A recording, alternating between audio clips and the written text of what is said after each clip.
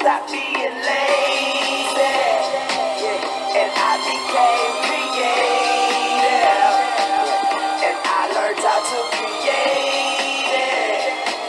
And now that pride's for me. So come see. Oh, come eat. Welcome back to the Silver Lining Atlanta Falcons podcast. I am your host, Sterlington, and I'm coming at you with a Quicksilver reaction after the Falcons' 34-27 victory at home over the Washington Commanders. Normally, I would have my co-host here, Cam, as you would normally see if you watch regularly. He couldn't make it today. He literally just got off of his flight. So when he gets the chance to catch up on the game, and see everything he needs to see, then we'll go ahead and record and put another episode out. But I got to get out to you real quick right now because we normally don't always get to celebrate right after. Right now, the Falcons, for the first time, I want to say, well, for the first time this year, we have looked fantastic on offense today. We were able to run the ball. Penix, Penix was out there throwing goddamn darts.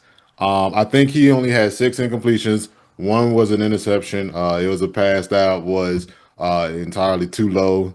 But aside from that, he was out there throwing lasers. And my guy Penix was out there PPP loan, brother. Pinpoint Penix.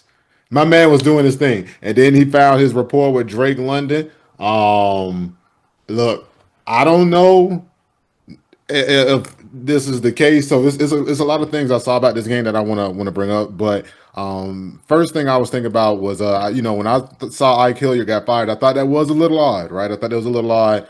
Firing the wide receivers coach. But then I did think about it, and one of the things I thought about was, with a lot of ever since Penix has been the starter, we've had kind of a lot of instances of the receivers not being on the same page as the quarterback. I believe that one of Penix's interceptions from last year against the Commanders, oddly enough, was on a miscommunication with Ray McLeod. This year we've had several plays like that. There was the play at the end of the Tampa game where he dropped it in the bucket, but Hodge missed it, and then some funny business happened on the play before. I think he had a big pass to Casey Washington, and Antoine Winfield broke it up. But in this game, there was a ton of rapport. And look, I got to give Zach his credit too. So, big issue for me with Zach. Hold on real quick. Yeah, big issue for me with Zach in this game was that not in this game, in the past, was that we weren't explosive at all. Didn't really feel like there was any plays downfield. Well, this game we got downfield. Big difference that we had between this game and previous games was that Zach Robinson was up in the booth. Really was negatively impacted communication. It really showed this year, and we pointed that out on previous podcasts and previous episodes that they might be. There might be problems with the communication, and then on the broadcast they stated that there was in fact communication problems. They were having problems with the headsets. Now, I wasn't sure about that, but I knew there had to be something wrong with the communication, because for that to happen, especially like out of timeouts and on repeated weeks, like that's something that a professional team shouldn't be dealing with. So that increased communication really, I think it showed today because, when they asked Penix in the draft what was his superpower, it was basically his processing. And then, we break in the huddle with 10 seconds left and he having to get there straight to the line to run the play. It felt like he was behind on all of these plays and all of these throws and all of these reads. In this game, that did not seem like a problem. He had a lot of impressive plays. There was the out and up by Drake London on deep shot, and he dropped it right in the bucket. He had another one deep to Mooney that got broken up. Well, maybe it got broken up. Maybe he dropped it. I don't know. Mooney's been kind of having a rough year. That was a little bit of a down in this game. I'm getting a little concerned about Mooney. Obviously, I'm a fan. I overreact.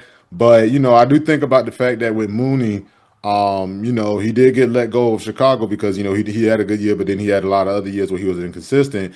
He might be struggling with some of that inconsistency right now. But he also hasn't really had a time where he got basically to build as much rapport with Penix. Like, at least the Carolina game without Mooney there. I mean, the Carolina game last year without Mooney there. Dre London, you could tell, was developing a lot of rapport with Penix. It really showed today. Another person who showed a lot of rapport with Penix today was Kyle Pitts. Holy shit.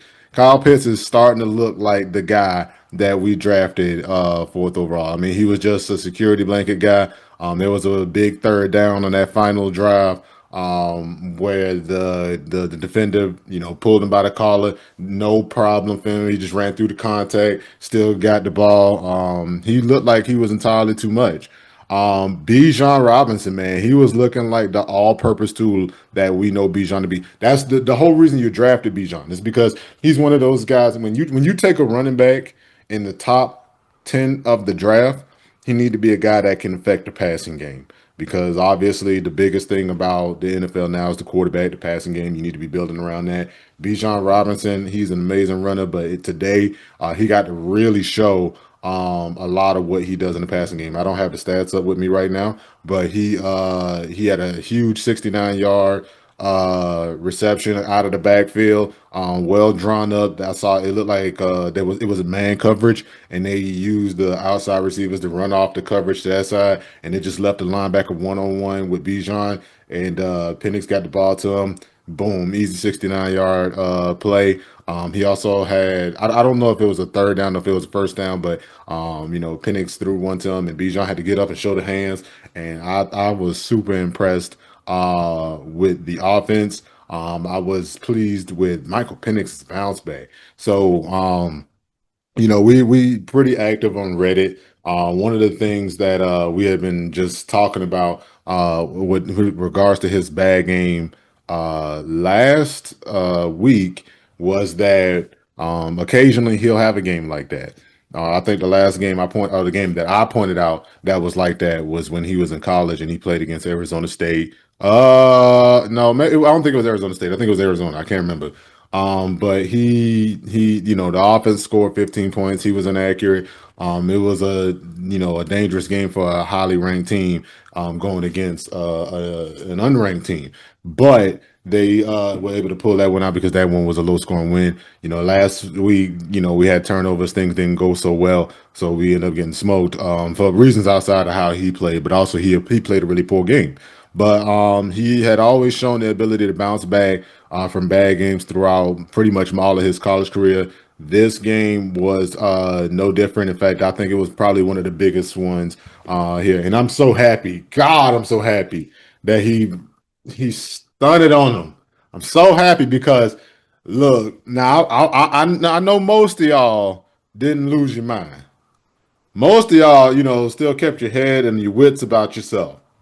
But quite a lot of people I saw was ready to abandon ship. I was disgusted. I was disgusted. I was disgusted. I'm like, God damn, the dude playing in his sixth game. It was a road game. That's the part you can't forget. And the Panthers were playing for their I was gonna say they was playing for their playoff lives, but they got oh boy, they turned back into pumpkins and then they got turned into jack-o'-lanterns today.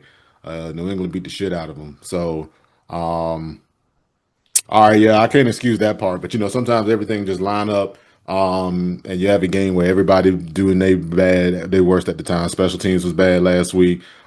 Zach Robinson was bad last week. Michael Penix Jr. was bad last week. The receivers were bad last week. Defense was okay. I am getting a little bit of concerns about defense. So to flip over to the defense, I thought they really took care of themselves. They just got put into a lot of bad situations last week. The Panthers had the opening drive. But this game, now to be fair, Cliff Kingsbury kind of know what the fuck he doing on offense. Also, Mariota's not as bad as a lot of people think he is. A lot of Falcons fans seem to think that he just a big can of bust that ass.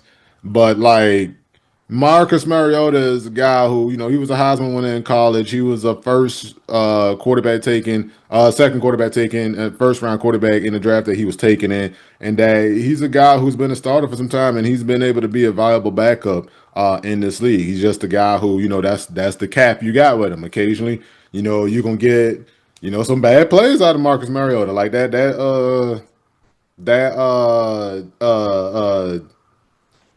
intentional grounding play that he had, that was that was that was that was booty. That was butt. That was awful. I don't understand why he didn't, dirt that or try to find a receiver and dirt it, but he threw it all away. He almost did it again. I think he did do it again. They just gave him the BOD. But he also had the pick that he threw. I mean, it was really just too far, but for the most part, he's a functional quarterback. So what I'm getting at ultimately is that Washington Commanders, while they were down Jaden Daniels and while they were down Terry McLaurin, they still had, a quarterback that fits their system. They got a guy that's a pretty accurate passer who is also mobile. Both of those things showed up today. Cliff Kingsbury was still in his bag. That's how he likes to call offense. They still believe in their running back room. And honestly, one of the keys that I thought to this game, keys to victory in this game, was that we had to, control that run game. We did not really do that. We did not really do that. And there were times where, I felt like there were times where I felt like when they needed to get runs, they could. Now, when it was third and short, this defense does pretty well on short yardage runs because of the penetration. But when teams want to run the ball and use a downhill power running game, that can be a little bit of a problem for us. They can wash us out of our gaps, and they can get downhill against us. So that was something that was a little bit of an issue. We did get plenty of pressure on Mariota. That was probably one of the things that was a difference in this game, as opposed to Falcons teams pass. Was that, you don't get a lot of pressure. Sometimes just those plays add up. You get a lot of those plays where this third down that you got that stopped them. That stopped them from getting points on an earlier drive, and then later in the game, they playing to win instead of trying to tie the game at the end. They trying to win, and then you got to go to overtime, and it's a whole different ball game. So the pressure still looks good. Obviously, us being down AJ Terrell is huge. That's but they down Terry McLaurin. So Debo Samuel pretty much going against the same guys he was going to go against. If AJ Terrell was here, if AJ Terrell and Terry McLaurin were playing. And Debo Samuel was able to get some big plays. Like, they were able to complete some big fourth downs against us. Now, that's still kind of a good sign. We're not gonna always have teams that like to go for it that often on fourth down. But with the Commanders, I mean, look, that's a team that under Dan Quinn, they go for it a lot on fourth down. That's a big reason why they score a lot of their points. They treat a lot of these situations as score down situations. And so, we kind of struggled a little bit in that regard. D. Alford, he had a mixed bag of a game. Mike Hughes, he had a mixed bag of a game. Billy Bowman, he had a mixed bag of a game. These are main cover guys. So that's something to be on the watch for.